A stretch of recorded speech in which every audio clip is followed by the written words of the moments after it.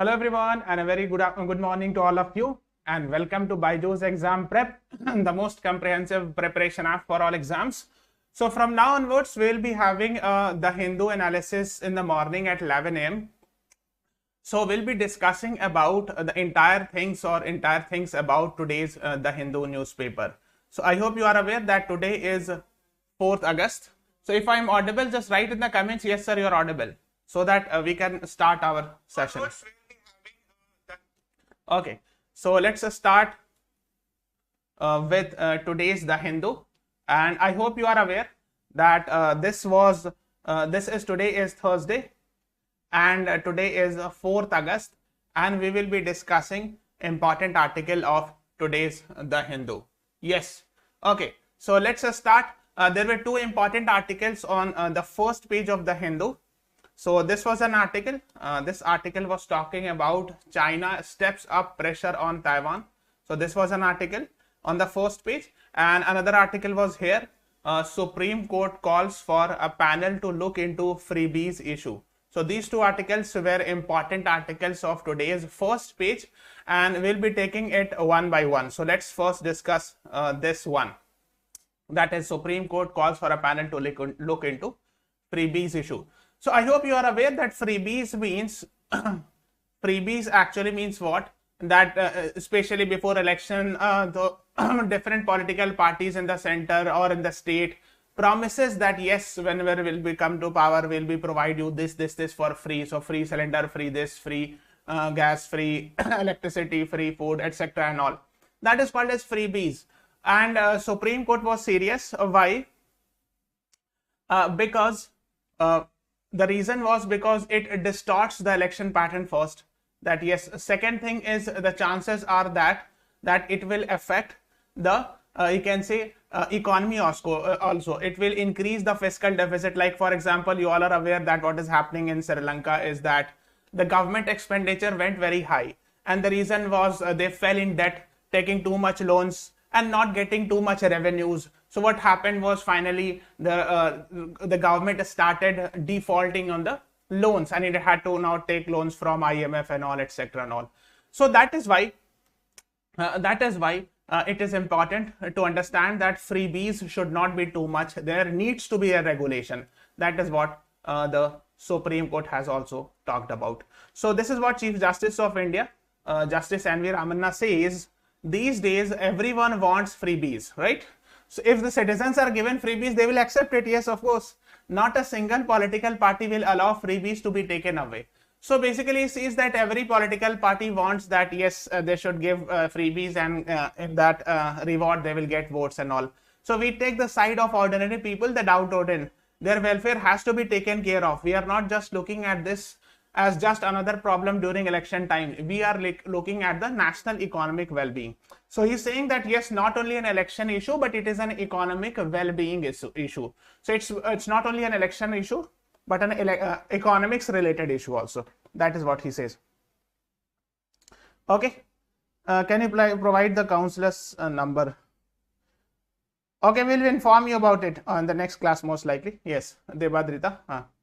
So yes, this is what actually the Supreme Court on Wednesday said. Parliament may not be able to effectively debate the issue of doing away with irrational freebies offered to voters during elections, saying the reality is that not a single political party wants to take away freebies.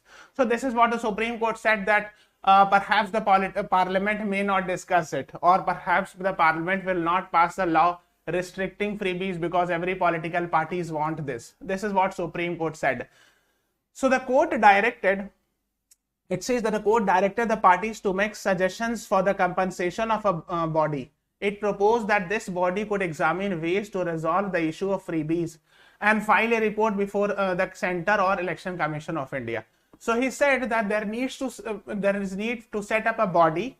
That body or organization would help in resolving the issue of freebies, means regulating, controlling the freebies and all. That is what he proposed.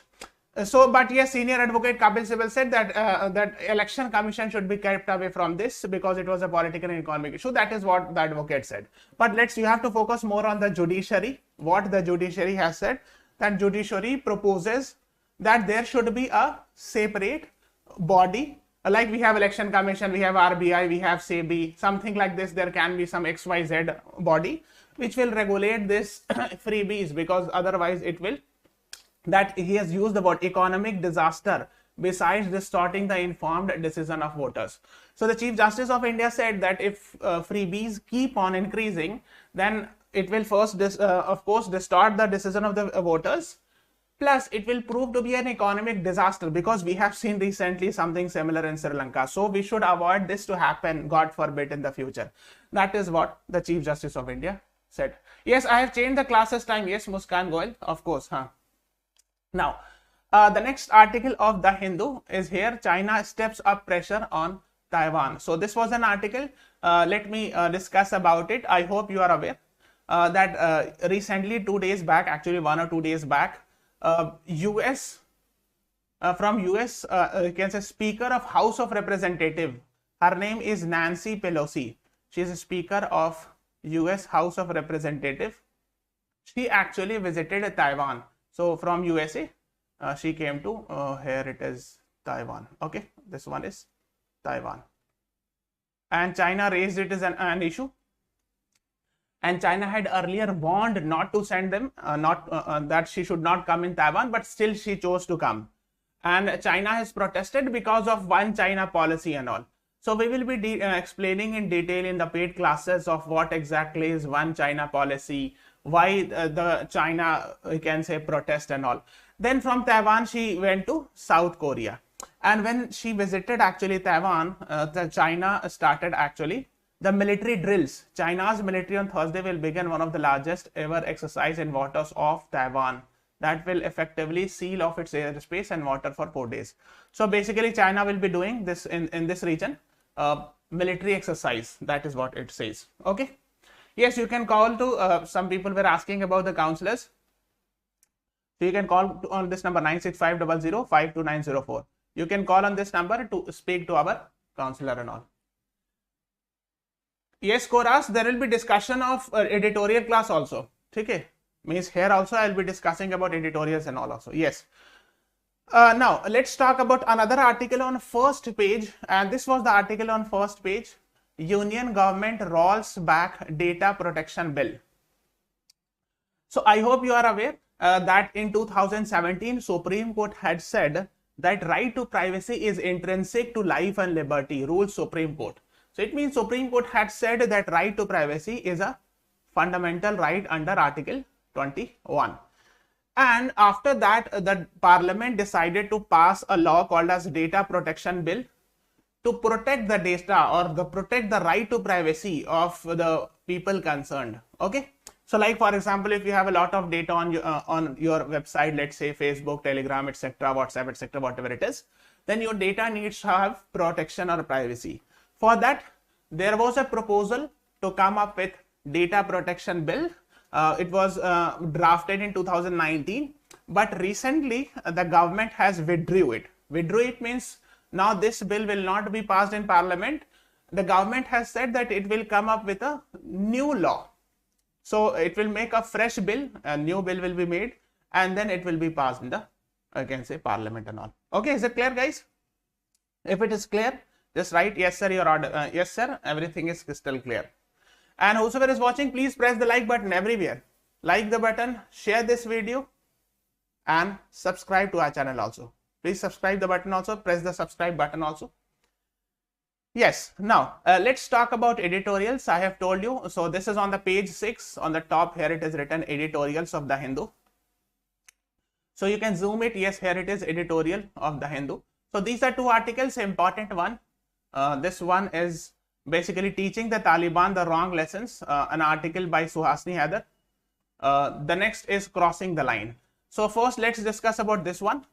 So yes, this is an Suhasini Haider is a very famous journalist, and she has written an article about, see what she says. Here it is. At a recent track 2 meeting for Afghan and regional delegates, a senior Taliban official was more than confident that militant group was well on its way to global acceptance. The emirate had also completed the official recognition process, etc. So basically, she's talking that track 2 event, track 2 meeting, track 2 diplomacy means Track 1 diplomacy means when there is a meeting of diplomat of one country and another country. So foreign officer of one country and another. So track 2 means may not be sure that there will be on both the sides, there will be, I can say, diplomats from both the sides. Maybe other people, let's say from one country, there can be some journalists will come, and from other journalists will come, or local some other businessman will do deal with the other country's local businessman. That's called as track 2 diplomacy. Okay. So now, so basically he is talking about this. She is talking about actually Taliban actually, you can say after last year in August, Taliban came to power. And after that, the author is talking that Taliban delegates have made and received a number of multilateral meetings. The Taliban have been invited in Russia, China, as well as the most recent one in Uzbekistan. So basically she is saying, the author is saying that Taliban have been invited, the delegates have been invited to Russia and China and Uzbekistan also, where in fact in Uzbekistan 30 countries were present, including India also sent its envoy. Envoy means ambassador. Okay. So when Taliban delegates were invited in Uzbekistan, India had also sent its, you can say, ambassador there to discuss the issues and all. That is what the author says. Okay. Now she further says here that yes, she has talked about a lot of things. I cannot explain each and every point because it's very tough. And I mean, it's very, you can say, difficult to explain each and everything in this half an hour, 40 minutes. I need at least 1 hour to explain each and every words.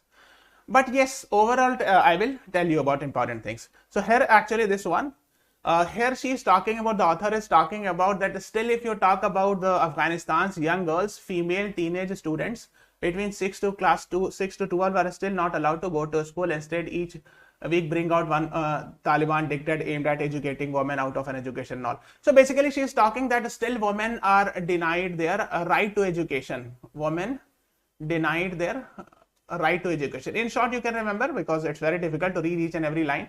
Just understand it. You can go and read it. That she says that yes, the education from 6 to 12, class 6 to 12 to female are still being denied. And here it is being talked about is while China and Russia, Iran and Pakistan never shut their mission when Taliban took over. Those who have reopened missions subsequently include Central Asia, Gulf countries like Saudi Arab, Qatar, UAE, Turkey, Indonesia, and now India.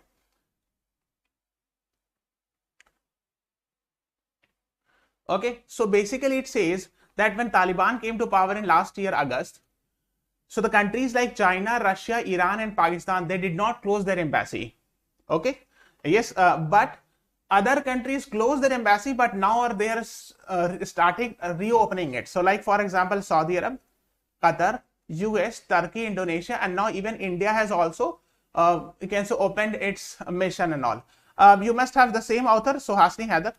She had written an article on June 24 in The Hindu, and it says India reopens embassy in Kabul. So last year in August 2021, when the change of power happened, India had, you can say, rescued all the people and, you can say, closed the embassy. But now gradually some personnel are going there to open the embassy and all.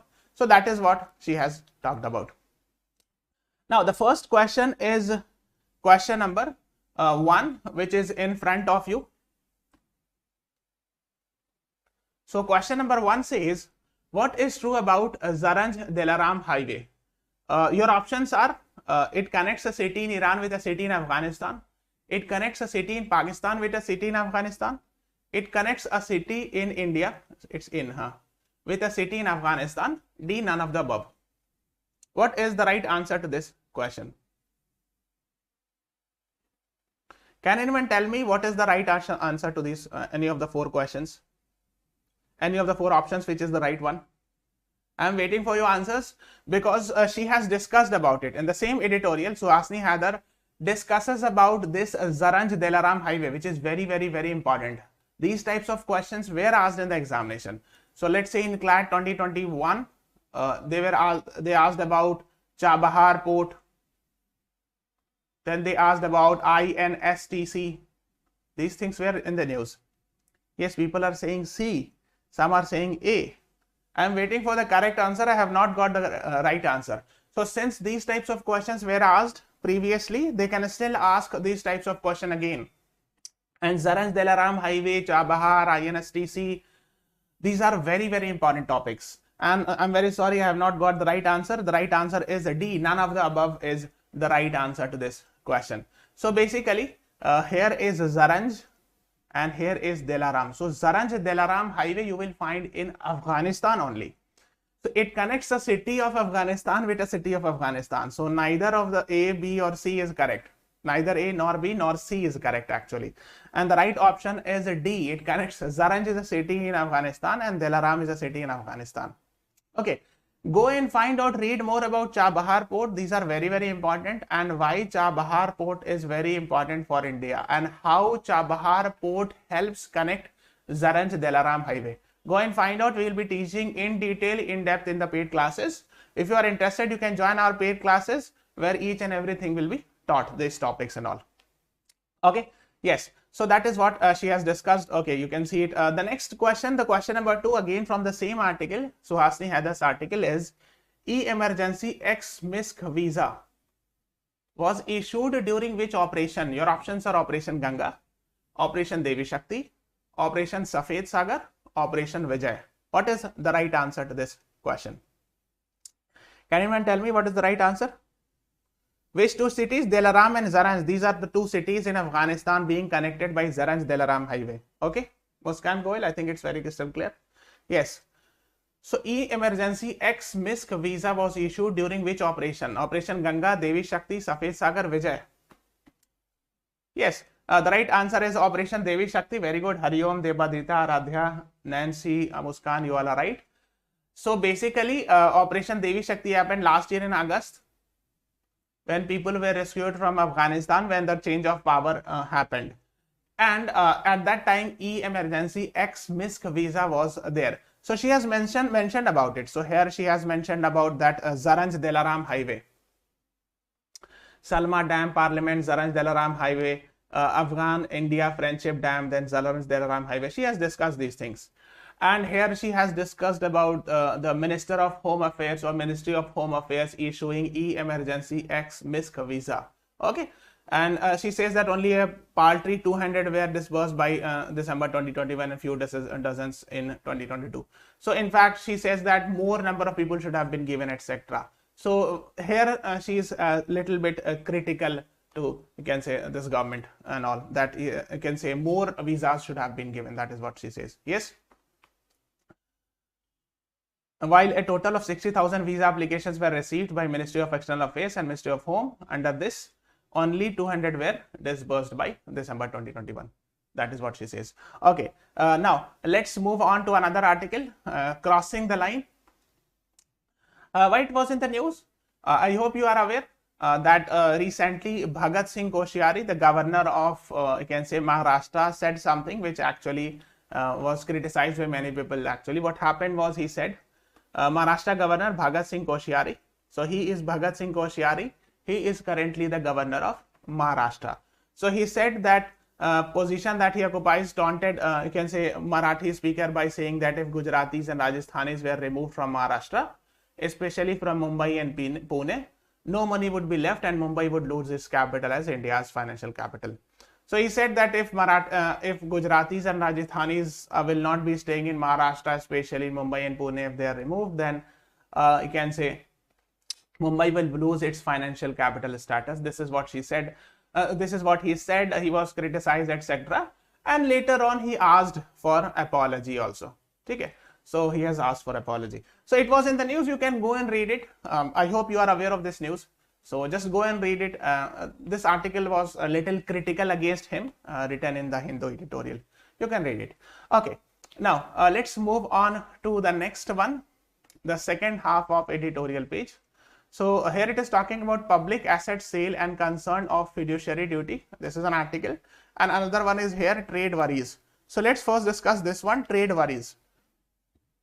See, we have discussed many times that because of, I can say, depreciation of rupee or devaluation of rupee, what is happening is import is becoming costly. Import becomes costly. Yes. So when import is becoming costly, what is happening is we are seeing widening trade deficit. Burgeoning trade deficit. They have written burgeoning means increasing the trade deficit. So the difference between export and import is rising. So the cost of import is getting much higher than export. And that is leading to, you can say, increased trade deficit. And increased trade deficit is causing increased CAD, current account deficit. Okay. So basically, whenever there is an increase in trade deficit, it will cause increase in current account deficit. That is what the author says. So basically, why the import bill is rising? So one of the reason was, yes, oil imports has become costly and all. Another reason was, in fact, exports are not performing also that much. Okay, that is what you can say it says. That while the Commerce Ministry has sought to explain away 8.8% slide in last month's export as largely being a result of inflation control curbs, Ministry's primarily disaggregated data suggests several key sectors including engineering, gems, jewelry, garment, yarn, etc. were mostly outside purview of those measures also suffered contraction. So basically, in short, you can say that these important sectors in which we export a lot, like pharmaceutical, engineering, gems, drugs, pharmaceutical means medicine, still they also suffered contraction. So it means the export was not that much as we should expect. Okay, and that is why when export is getting down, the revenue getting from export is getting down, and we have to pay more to import oil and other things. Of course, the trade deficit will widen and it will increase the current account deficit. Please understand, economics article are very important because in CLAT 2020, there was one entire passage based on these, you can say. That is why it is very important. Okay, guys, everyone please press the like button, everyone. Yes. Okay, now the next article was basically about public assets sale and concern of fiduciary data. So written, you can say, by Puhas Gandhi P. So he has written, actually, in short, I will tell you. So he is actually saying that Air India was bought by Tata. Tata Sons was the winner of the bid for the airline for consideration of 18,000 crore. So it was bought by Tata at 18,000 crore. The Tata would retain 15,300 crore of Air India's debt. Debt means loan, and pay 2,700 crore in cash. Okay. Now the seller of the government would retain liability of this much that was transferred to a special purpose vehicle, thereby passing on the liability of individual taxpayers. So basically, he's saying that a big section of that, you can say, loans are still on the burden of the government, or you can say individual taxpayer, because of course taxpayers pays the money and then you can say the government works. So he's basically critical of what he says, that that was technically sold was just aircraft and routes, landing rights, some core assets of Air India, and not Air India per se. Per se means as such. So he's saying that not the entire Air India was sold, because still we have a lot of liability.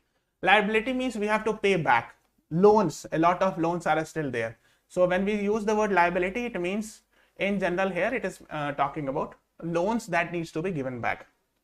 That is what he says. Then he is saying that Air India's asset and retention of liability set a dangerous precedent, as it could result in selling of public asset to government faithfuls and leaving the liabilities on a citizen. So that is what he is actually critical of this, against a deal. And then he says one more thing, that whenever there were used to have any crisis, Air India would come and help people. Actually, because Air India was in the hand of the government, so the Air India government used to send Air India to rescue people, let's say for example in Yemen or in Afghanistan or anywhere else. When people were rescued, or let's say in Ukraine, etc., or anywhere else, generally we used to send Air India planes because it was a government owned. Yes, like during the COVID-19 pandemic, its evacuation flight during wars and connecting remote areas, etc., Air India was helpful. So he's saying that now since Air India has been sold, which airplane will be helpful, etc. That is what he's talking about. Okay, is it clear, guys? Okay, now let's move on. Okay, sir, guys, everyone please press the like button, comment, share this video, and please subscribe to our channel also. Okay, yes. Yes, now let's talk about op-ed page.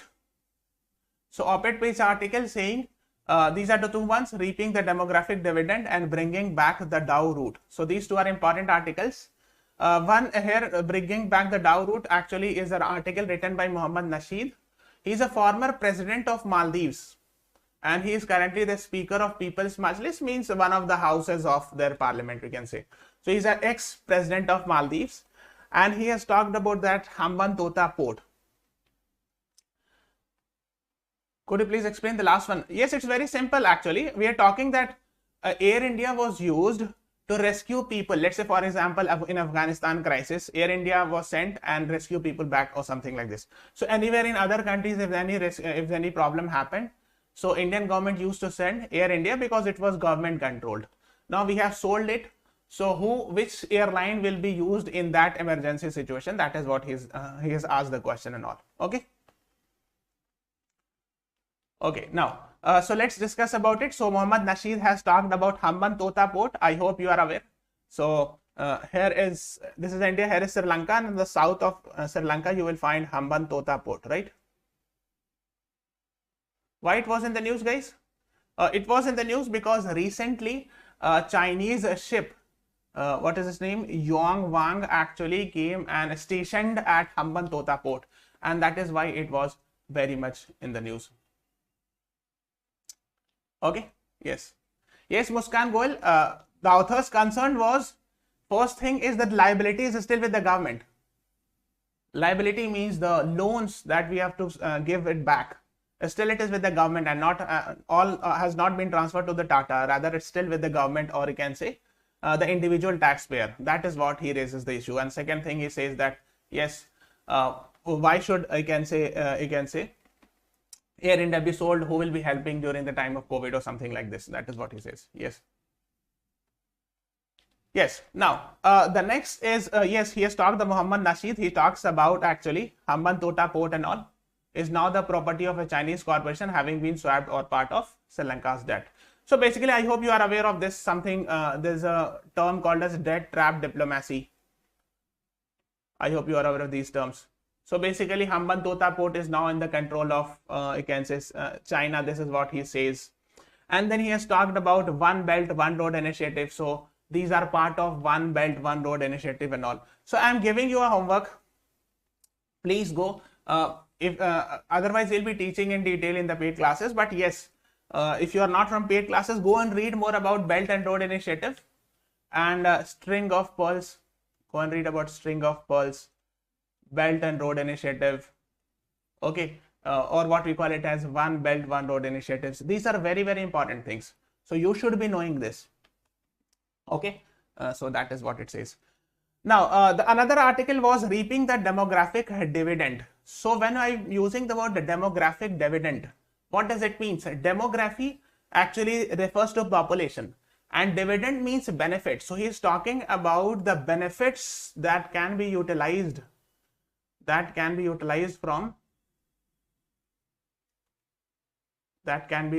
from the youth population. So if we have a huge amount of youth population, and if we provide them skills like education, health, etc., then of course the country will benefit. That is what he says. So he has talked about recently released a UN World Population Prospect report, which says that by the end of 2050, the world will be having 9.8 billion population. In fact, by mid-November this year, we'll be having 8 billion population. Then by 2023, India will surpass China. That is what he says.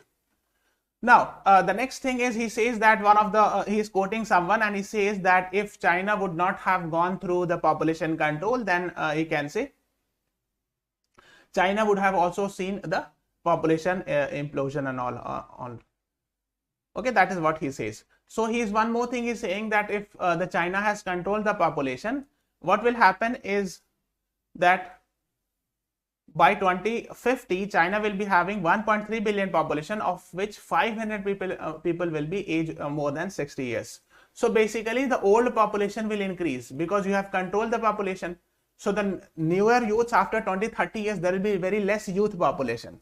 And when the population will be very less youth population, then who is going to drive the economy? So that is what he says. So India is getting a demographic dividend that will last nearly for 30 years. So for the next 30 years, India will be having this demographic dividend, means the benefit of the youth population. But we have to ensure one thing, that this can happen. We will get the benefit of the youth population only when will we provide education and skill. If we do not provide education and skill to our youth, then of course it will be of no use. The youth should have education, skill, jobs, employment. Otherwise, if they will not be given education, skill, jobs, etc., then otherwise they can commit crimes and all, because there will be youth, they will be knowing nothing. So yes, we will get the benefit only when we will provide them employment, skill development, education and all. That is what it says. Okay. Now, so he has discussed about these also in detail. So he has discussed about Mao Zedong's policy of Great Leap Forward, cultural evolution and all. No need to go much in detail. That is not very much important for you. So just move on to the next one. The next is page number 10. There was an article, India to host UN Security Council meet on counter terrorism. So basically, meeting is going to happen in October. Okay, you can see it here. Let me zoom this region. Here it is. In a first, India will host diplomats and officials from all 15 countries. I hope you are aware that UN Security Council has 5 permanent and 10 non-permanent members. So total 15 members are there, right? In UN Security Council. So India is also one of them. Here in non-permanent side, India has been elected last year. So India is also one of the non-permanent members. So India will be hosting diplomats from these 15 nations for a special meeting on counter terrorism. Okay. And the meeting will be called a CTC, Counter Terrorism Committee, which is being chaired by India this year as a member of UN Security Council. Second thing is, you should be knowing there is a proposal of CCIT, Comprehensive Convention on International Terrorism, proposed in 1996, but still it has not come up. India has pushed that yes, CCIT should come, that there should be a universal definition of terrorism and all, and how needs to be controlled and all. So that needs to become. So most likely in this meeting, CCIT will be also discussed. Go and read more about CCIT. Okay, Comprehensive Convention on International Terrorism. And then as far as terrorist financing are concerned, there is a body called as FATF, Financial Action on Task Force. So that is what is being mentioned here. So go and read more about FATF and all, that money laundering, to control money laundering and terrorist financing. There is FATF. Go and read more about this. Okay. That is what the author says. Now here actually this is what in this article, in the same article, it is being discussed that there will be 3 important key points. The first is actually the internet and social media. Second thing is terrorist financing. The third is unmanned aerial vehicle. So unmanned aerial vehicle means drone. So with the help of drones, with the help of terrorist financing, with the help of social media and internet also, the ideas of terrorism can be spread. So that needs to be controlled. So these 3 aspects will be discussed, what is being mentioned in this article. Okay. So if you are crystal clear, please press the like button, everyone. Now here, if you see the page number 10, there were 2 important articles, this one and this one. So the first article was talking about Lok Sabha passes bill to set up Gati Shakti University. And the next is Suresh Patel is new CVC, Chief Vigilance Commissioner. 2 commissioners take charge. So basically this says Lok Sabha passed Central Universities Amendment Bill, which seeks to establish Gati Shakti Vishwavidyalaya as a central university, changing the form of National Rail and Transportation University, which is currently deemed to be University in Vadodara. So this is a university, है ना? National Rail and Transportation Institute. You will find in Vadodara, Gujarat.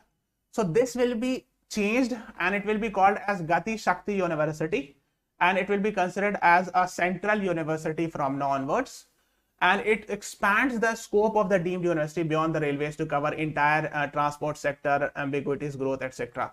So it will not only talk about, so first of all, it will be transformed. National Rail and Transport Institute will be transformed into Gati Shakti University.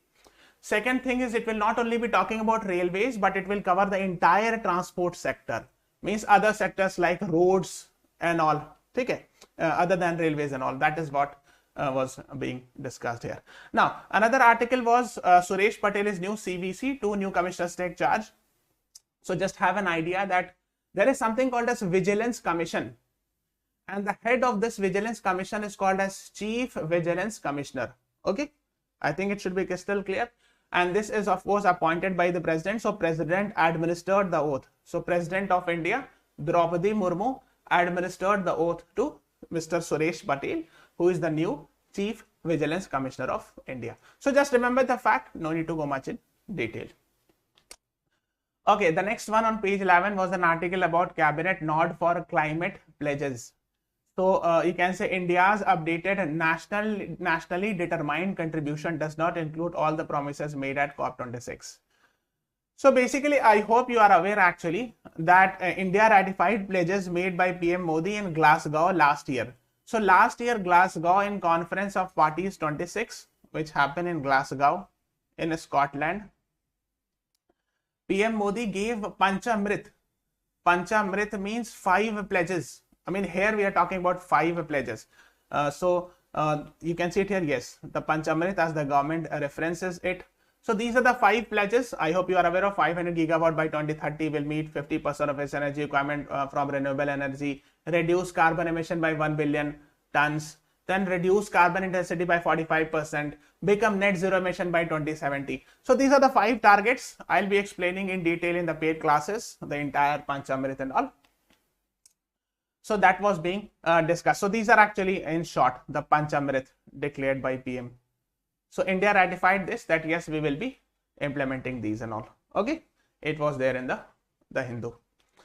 Okay, then in sports there was a you can say an article talking about mixed badminton team settles for silver. So I hope you are aware that Commonwealth Games is happening in Birmingham. So can anyone write in the chat that where do you find Birmingham city?